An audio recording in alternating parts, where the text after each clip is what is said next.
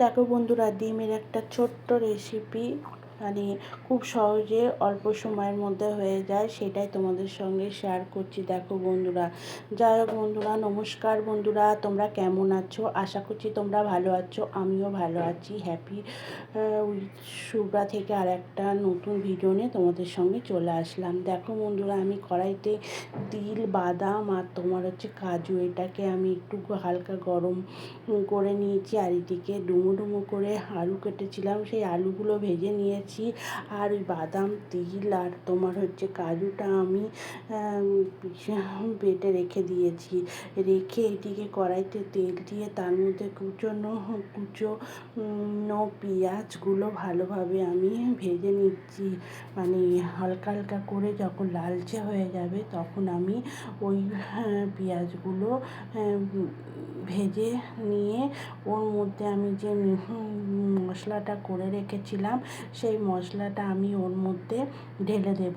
এই ডিমের রেসিপিটা খুব সহজ, অল্প সময়ের মধ্যে খুব তাড়াতাড়ি জলদি ফটাফট হয়ে যাবে, কিন্তু গরম ভাতের সঙ্গে খেতেও দুর্দান্ত লাগে। খুব চটপট হয়ে যাবে। যখন তোমাদের কোনো রান্না করতে ইচ্ছে করছে না, ভালো লাগছে না, যেহেতু আজকে রান্না করবো না, ভালো লাগছে না, কিন্তু রান্না করতে হবে, তো কী করবো, তখন খুব তাড়াতাড়ি তোমরা এই রেসিপিটা করে নিতে পারবা আর ভাত করে নিতে পারবা। সেটাই তোমাদের সঙ্গে আমি আজকে শেয়ার করলাম। দেখো বন্ধুরা, যে মশলাটা আমি করে রেখে দিয়েছিলাম, কাজু, তিল আর হচ্ছে বাদাম, যদি ঘরে কাজু নাও থাকে তিল ও বাদামও দেওয়া যায় এতে, বুঝেছো? দিয়ে কাজু সামান্য দিয়েছি, বেশি দেয়নি। ওটাকে বেটে রেখেছিলাম, সেটাই আমি পেঁয়াজটা লাল লাল করে ভাজা হয়ে গেলে ওর মধ্যে আমি ওইটা দিয়ে দিলাম। দিয়ে দেখতেই পেলে তারপরে আমি একটু জল দিলাম, যাতে মশলাটা লেগে যাচ্ছিলো এর গায়ে, কড়াইয়ের গায়ে মশলাটা লেগে গেলে তো হবে না, মশলাটা ভাজা ভাজা করতে হবে, না হলে কাঁচা গন্ধ বেরোবে। তিলের একটা গন্ধ আছে না, সেই গন্ধটা বেরোলে খুব একটা খেতে ভালো লাগবে না। ওই জন্যে ভালো করে ওটাকে নাড়াচাড়া করে নিয়ে ভাজা ভাজা করে নিতে হবে। যখন নাড়াচাড়া করতে করতে দেখবা একটা লালচে কালার এসে যাবে আপনা আপনি। দেখো আমি নাড়াচাড়া করছি কিন্তু। যাই হোক বন্ধুরা, তোমাদের যদি আমার এই রেসিপিটা ভালো লেগে থাকে তাহলে লাইক, একটা সাবস্ক্রাইবার করে পাশে থেকো। যারা পুরনো বন্ধু তাদেরকেও অসংখ্য ধন্যবাদ জানাই আমার ভিডিওটা দেখার জন্য, আর যারা নতুন বন্ধু তাদেরকেও অসংখ্য ধন্যবাদ জানাই আমার ভিডিওটা দেখার জন্য। দেখো বন্ধুরা, ভাজা ভাজা হয়ে যাওয়ার পরে আমি জিরের গুঁড়ো, নুন আর হলুদ দিলাম। আগে কিন্তু দেইনি, আগে এগুলো দিলে না, তাহলে কী হতো, মশলাটা কিন্তু আরও তোমার কড়াইতে গায়ে লেগে যেত। যখন মশলাটা মানে কাজু বাদাম আর তিল আর ওই বাদামটা ভাজা ভাজা হয়ে গেল, তারপরে কিন্তু আমি জিরের গুঁড়ো, হলুদ আর লবণটা দিলাম। দিয়ে আবার কিন্তু নাড়াচাড়া করতে হবে। এইটা সম্পূর্ণ কিন্তু নাড়াচাড়া করতে হবে। আর গ্যাসটা কিন্তু পুরো ফুল দিলে হবে না, হালকা করে রেখে তোমাকে নাড়িয়েই যেতে হবে। তুমি নাড়ানো যদি বন্ধ করে দাও না বন্ধুরা, তাহলে কিন্তু তোমার ইয়েটা হয়ে যাবে, মশলাটা তোমার কড়াইয়ের গায়ে লেগে যাবে আর তোমার তখন খেতে ভালো লাগবে না। যাই হোক, তারপর তো দেখতেই পেলে 4-5টা কাঁচা লঙ্কা এইভাবেই দিয়ে দিলাম। চিড়ে দিলাম না, যেহেতু আমার মেয়ে আবার ঝালটা খেতে পারে না, ওই জন্য চিড়ে দিলাম না। তোমরা পারলে চিড়ে দেবে।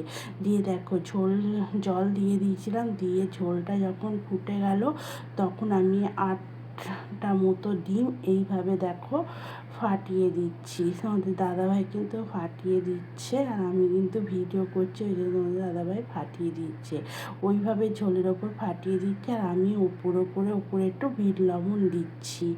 দেখো এইভাবে কিন্তু ডিমটা ফাটিয়ে দিতে হবে। দেখো ডিমটা ভাজলাম না আলাদা করে, কিংবা পোচও করে নিলাম না আলাদা করে। ওই যে জল দিয়ে দিয়েছিলাম মশলাটার মধ্যে জল দিয়েই আমি কিন্তু ডিমগুলো ফাটিয়ে দিচ্ছি। দিচ্ছি।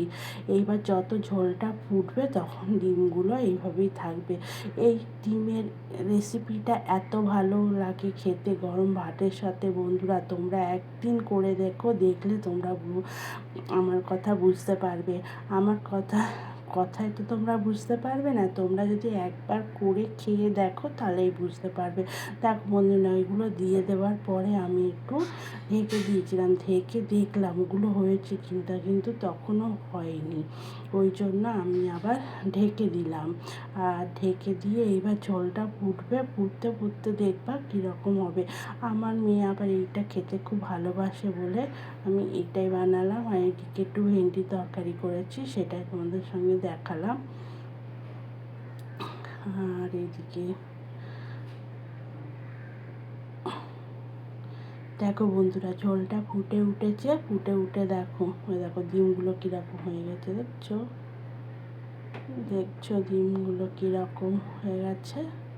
ডিমগুলো কিন্তু এইরকম হয়ে যাবে, আর ডিমগুলো পুরো ঝোলটার মধ্যে ছড়িয়ে যাবে। এত সুন্দর খেতে লাগে বন্ধুরা গরম ভাতের সাথে, কিংবা তোমার কি বলবো, তোমার গরম রুটির সাথে হেভি লাগে খেতে বন্ধুরা।